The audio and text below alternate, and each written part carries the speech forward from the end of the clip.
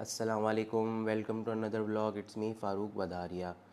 तो जी आज जो है ना हमारा टॉपिक, वो मैं आपको एक बात बताऊं, बहुत मज़े की आज मैं आपको इंटरेस्टिंग एक बात बताने वाला हूं।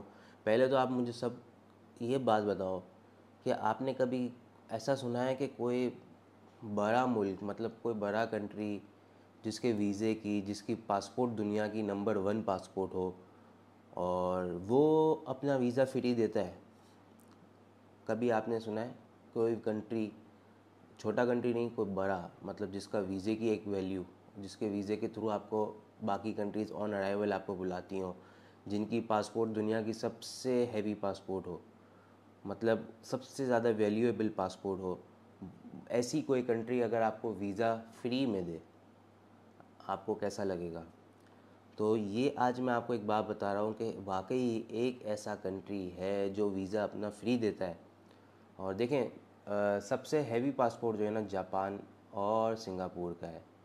इसमें से सिंगापुर वीज़ा फ्री नहीं देता, यूएस बड़ा वीज़ा है वो भी फ्री नहीं देता, कनाडा बड़ा वीज़ा है वो भी फ्री नहीं देता, यूके भी फ्री नहीं देता, यूरोप वगैरह कोई फ्री नहीं देता, यहाँ तक कि दुबई और सऊदीया भी फ्री वीज़े नहीं देते, हालांकि इनका तो वीज़ा इतना ईजी है। थाईलैंड तक फ्री वीज़ा नहीं देता। हाँ, ऑन अराइवल कंट्रीज़ अलग बात है। अगर कोई ऐसी कंट्री हो जहाँ वीज़े की ज़रूरत ही नहीं है, ऑन अराइवल है, मैं उनकी बात नहीं कर रहा। मैं उस वीज़े की बात कर रहा हूँ जो स्टिकर वीज़ा है, आपके पासपोर्ट पे स्टिकर लगता है लेकिन उसके चार्जेस नहीं होते। तो भाई वो वीज़ा मैं आपको बताऊँ कौन सा है, वो है जापान का वीज़ा। जी हाँ, जापान का वीज़ा जो है ना बिल्कुल फ्री है, फ्री ऑफ कॉस्ट है, मिल भी जाता है। पहले कभी मिलता नहीं था लेकिन अब मिल जाता है। ख़ास करके कोविड के बाद तो इन्होंने बहुत ज़्यादा वीज़े दिए हैं और अभी भी इन्होंने वीज़े खोले हुए हैं। आप चाहें लगा सकते हैं जापान का वीज़ा, कोई मुश्किल काम नहीं है, सबको मिल रहा है। हाँ, कुछ कंडीशंस हैं जापान की। जापान की सबसे मेन कंडीशन ये है कि जब आपको जापान ट्रैवल करना है ना, तो आपको अपनी हर एक एक चीज़ बतानी है। मतलब आपने पूरा प्लान देना है उनको और वो आपको वीज़ा देंगे तो उस प्लान के मुताबिक देंगे। जैसे आपने उनको बताया कि मुझे जापान ट्रैवल करना है इस डेट को, तो आपने उनको टिकट भी शो करनी है कि आपके पास टिकट भी इस डेट की है। होटल भी आपको बतानी है कि आप किस होटल में रुक रहे हैं। ठीक है, आपने उनको पूरा प्लान देना है कि मैं पहले दिन जाऊंगा यहाँ पे, दूसरे दिन मैं जाऊंगा यहाँ पे। अगर आपने उनको बताया कि मुझे 10 दिन के लिए जाना है या 15 डेज़ के लिए जाना है, तो आपने 15 डेज़ पूरे इनको बताने कि किस तरीके से आप 15 डेज़ करोगे। मतलब आपने बताया कि मैं पहले दिन जापान उतरूँगा, ठीक है, क्योंकि लंबी ट्रैवल करके आया हूँगा तो रेस्ट करूँगा। ठीक है, दूसरा दिन आपने बताया कि मैं इधर जाऊँगा, तीसरे दिन आपने बताया कि मैं इधर जाऊँगा, चौथे दिन आपने ये बता दिया। ठीक है, पाँचवें दिन ये, इस तरीके से आपने फिर इसके बाद बोला कि मैं टोक्यो में इतना रहूँगा। फिर टोक्यो के बाहर भी लोग रहते हैं, हिल स्टेशन भी हैं जापान में, तो वहाँ का बता दिया कि मैं 4-5 दिन वहाँ पे रुकूँगा। इसके बाद फिर आपने वापसी में आखिरी में एक दिन आपने बता दिया कि मैं बस फैमिली के लिए शॉपिंग करूँगा और उसके अगले दिन मेरी फ़्लाइट है। तो मतलब जितना आपने ट्रैवल करना है ना, उसकी हर एक एक डेट आपने मेंशन करनी है और बताना है क्या करना है। और जापान, आपको फिर चलना भी जापान में उसी शेड्यूल से होगा, क्योंकि अगर आप उसी शेड्यूल से चलोगे, मतलब आपने पहले बताया कि मैं पहले 5 दिन टोक्यो में रुकूंगा, फिर 3 दिन कहीं और रुकूंगा, फिर वापस टोक्यो आ जाऊंगा, फिर मेरे वहाँ से रिटर्न है। अगर आपने इसी प्लान के मुताबिक चला, क्योंकि उनको हर चीज़ वो पता कर रहे होते हैं आपकी, आप पूरा ट्रैकिंग में होते हो उनके, क्योंकि जब आप जापान एंटर करते हो तो वो आपको हर जगह से ट्रैक कर रहे होते हैं। आप जिस होटल के अंदर चेक इन करते हो उनको पता चल जाता है कि आपने इधर चेक इन लिया नहीं लिया। तो अगर आप ऐसा करते हो तो दोबारा भी जापान आपको वीज़ा दे देगा ईजीली। और अगर आपने ऐसा नहीं किया, ट्रैवल के मुताबिक नहीं, आप प्लान के मुताबिक नहीं चले, तो वो आपको, जैसे आपने डेट आगे पीछे कर दी या कुछ भी, जैसे और जापान आपको मज़े की बात बताऊँ, आपको वीज़ा भी आपके डेट के हिसाब से देता है। अगर आप बोलो कि मुझे नवंबर 15 से लेके नवंबर 30 तक जापान में रहना है, तो वो आपको उतना ही वीज़ा देगा। वो बोलेगा ठीक है, आपको वीज़ा मिलेगा नवंबर 13 की से आप ट्रैवल कर सकते होगे, 13-14 से, और मतलब 1 दिसंबर या 2 दिसंबर तक वो एक्सपायर हो रहा होगा। तो जापान मतलब इतना अपने ना सीक्वेंस वाइज चलता है, इतना स्ट्रेट फॉरवर्ड है कि आप जो बताओगे प्लान वो उसी हिसाब से करेगा। देखिए, नॉर्मली लोगों की आदत होती है कि अपना ट्रैवल प्लान बताते हैं कि हमें ये करना है ये करना है, खाली वीज़ा लगवाने के लिए, जाना उस प्लान के मुताबिक नहीं होता। लेकिन जापान अब आपको इतनी बड़ी कंट्री वीज़ा फ्री दे रहा है, और उसका वीज़ा एक, मतलब क्योंकि उसका वीज़े पे ऑन अराइवल कंट्रीज़ भी बहुत है ना। इसलिए अगर लोग लंबा वीज़ा लेके रख लेते तो लोग जापान की जगह फिर इधर उधर ट्रैवल कर रहे होते। जापान ने बोला नहीं भाई, आपने ट्रैवल अगर हमारे लिए करना है तो आपको हमारे पास ही आना है। तो इसीलिए जापान ने अपना वीज़ा भी फ्री किया हुआ है, कोई भी जाके लगवा सकता है।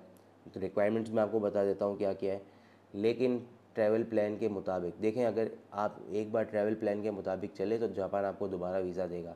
अगर आप ट्रैवल प्लान के मुताबिक नहीं चले या आपने कोई भी चीज़ आगे पीछे की तो आपको लाइफ टाइम जापान बैन कर देगा, आपको फिर कभी वीज़ा नहीं मिलेगा जापान का। सही है। तो जिसको भी जापान जाना है, कोई लोग काफ़ी काम के लिए भी जाते हैं, लोगों को ट्रैवल करने का भी शौक़ होता है, घूमने का भी शौक़ होता है, तो जापान जाएं, वहाँ की लाइफ देखें। लेकिन आपको जब जाना हो तभी आप दें, क्योंकि जापान आपको वीज़ा भी फ़ौरन देता है। आपका इंटरव्यू आपका लेगा, फ़ौरन आपको वीज़ा देगा जो आप प्लान दोगे उस मुताबिक। अब आपने अगर 2 महीने बाद ट्रैवल करना है तो आपने उसको 1 महीने पहले जापान अप्लाई करना है। वो 1 महीने के अंदर आपका सारा इंटरव्यू करेगा, आपका हर चीज़ करके आपको फ्री वीज़ा देगा। भाई स्टिकर वीज़ा है, फ्री, 1 रुपये की फ़ीस नहीं है। हाँ, अगर आप किसी ट्रैवल एजेंट के थ्रू भरवाते हो तो वो अपने सर्विस चार्जेस लेगा, 5,000 रुपये, 10,000 रुपये लेगा। लेकिन हाँ, अगर आप खुद कर लेते हो तो आपको ये पैसे भी देने नहीं पड़ेंगे। सही है। तो अब मैं आपको जापान की रिक्वायरमेंट्स बता देता हूँ कि जापान में रिक्वायरमेंट्स क्या क्या हैं। जी, जापान की रिक्वायरमेंट्स सुने। 3-4 कंट्रीज़ की आपके पास कम से कम ट्रैवल हिस्ट्री होनी चाहिए। ठीक है। ऑल पासपोर्ट, मतलब आपकी जितनी पासपोर्ट है ना, सब चाहे वो वैलिड हो, कुछ भी हो, उसकी सारी पासपोर्ट आपको चाहिए होती है। वो मतलब फ्रंट पेज वो लेते हैं, बाकी पूरी पासपोर्ट नहीं लेते। और ओरिजिनल पासपोर्ट जो करंट हो उसका फ्रंट पेज आपको उसको देना है। CNIC की कॉपी, ठीक है, पाकिस्तान CNIC की कॉपी, 6 मंथ का बैंक स्टेटमेंट, कम से कम क्लोजिंग बैलेंस उसके अंदर 10 लाख रुपए हो, मतलब 1 मिलियन हो एक बंदे के हिसाब से। ठीक है। अकाउंट मेंटेनेंस सर्टिफिकेट बैंक का, सही है। 4 पिक्चर्स चाहिए विद वाइट बैकग्राउंड। साइज़ मैं आपको बता दूं 2 इंच बाय 1.4 इंच। ठीक है। इसके अलावा बिजनेस पर्सन लेटर हेड, मतलब अगर आपका अपना बिजनेस है तो आपको अपना लेटर हेड देना है। ठीक है। साथ में NTN देना है, टैक्स रिटर्न देना है, 2 साल का टैक्स रिटर्न, 1 साल का नहीं। ठीक है। अगर आप एम्प्लॉय हैं किसी कंपनी में तो आपको जॉब लेटर देना है। जॉब लेटर जो होता है ना, वो आपको कंपनी बना के देती है जिस कंपनी में आप काम कर रहे हो। ठीक है। और सैलरी स्लिप भी इसको देनी है। ये 2 चीज़ें जॉब वालों को देनी है, और पिछली जो 3 चीज़ें जिनका अपना बिजनेस है उनको देना है। FRC family registration certificate. ठीक है। बस सिर्फ ये 9 रिक्वायरमेंट्स हैं, इसके अलावा कोई जापान की रिक्वायरमेंट्स नहीं है। अच्छा, अगर आप किसी से वीज़ा फ़िल करवाएंगे तो वो सर्विस चार्जेस लेगा। सर्विस चार्जेस मेरे ख्याल से इसके 5 से 10,000 रुपये से ज़्यादा नहीं है, क्योंकि इसके थोड़ी सी कॉम्प्लिकेशंस है। आप बेटर है कि आप खुद कर लें, ऑनलाइन है। आपको अपॉइंटमेंट भी खुद आप ऑनलाइन ले लें, डायरेक्ट एम्बेसी है, वहाँ जाके आप इंटरव्यू दें। जैसे मैंने अभी जब ये काम कर रहा था तो इन्होंने से मुझे कितने लोगों का आया कि यार जापान जाना है हमें काम करने के लिए। क्योंकि जो लोगों को कुछ ना कुछ काम होता है ना, जो जैसे मैं हूँ, मेरा ट्रैवल का शौक़ है, तो कुछ लोग ऐसे होते हैं कि वो ट्रैवल करते हैं और उनका कुछ काम भी होता है कि वहाँ जाके कोई चीज़ देखते हैं, जिसका कोई इंपोर्ट का काम होता है, किसी चीज़ का स्विच वगैरह का, जैसे लाइट्स के बटन होते हैं ये वो, तो वो जापान की प्रोडक्ट्स देखते हैं। खास करके जो गाड़ियों में डील करते हैं हमारे यहाँ पे, वो जापान जाते हैं। तो और कुछ ऑक्शंस वगैरह होते हैं वहाँ पे गाड़ियों वगैरह से, सेटिंग पोर्ट वगैरह पे, तो वो जाते हैं ना। तो उनके लिए बहुत अच्छी चीज़ है कि जापान वीज़ा की फ़ीस नहीं लेता, फ्री वीज़ा है। लेकिन बस इतना है कि आपको उसको बताना पड़ता है कि आपने कितने दिन के लिए जाना है, कहाँ जाना है, वो हर पूरा ट्रैवल प्लान बताना होता है, और उस ट्रैवल प्लान के मुताबिक एग्जैक्ट चलना होता है। ये नहीं कि आप उसको ट्रैवल प्लान को छोड़ दो और कुछ और जगह आप ट्रैवल करो, नहीं। जिस तरीके से लोग मुझसे ये कमेंट कर रहे होते हैं ना कि इधर का वीज़ा बता दो, इधर का वीज़ा, तो मैं उसके ऊपर पूरा व्लॉग बना देता हूँ। इससे ये होता है कि अगले बंदे को भी फ़ायदा हो जाता है। अगर आपको भी कोई चीज़ पूछनी है तो अगर आपके दिमाग में भी कोई चीज़ है तो आप ज़रूर पूछें। अगर मुझे ऐसा लगेगा कि हाँ यार इसके ऊपर व्लॉग बनाना चाहिए तो मैं बना दूँगा।